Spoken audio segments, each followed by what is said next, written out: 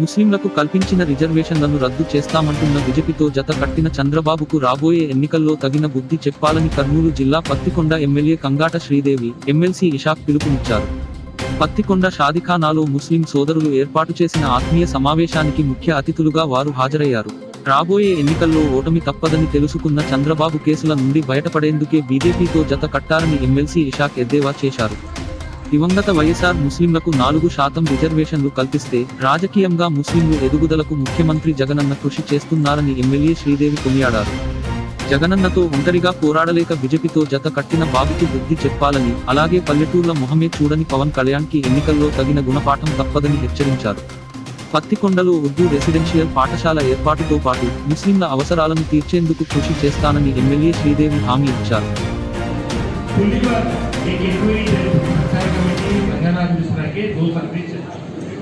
क्या करना है क्या नहीं, उसमें पूरा इंक्वायरी में सभी से अल्लाह ना करे सभी से गरीबी हालत में बदतर हालत में है तो ये कौन सा तो मुसलमान गरीबी हालत में होंगे 2 सर्वे कमीशन में रिपोर्ट है, उसी के वजह से उनको डेवलप करना है तो हर तरीके से उनको सामने लेके आना उनको रिपोर्ट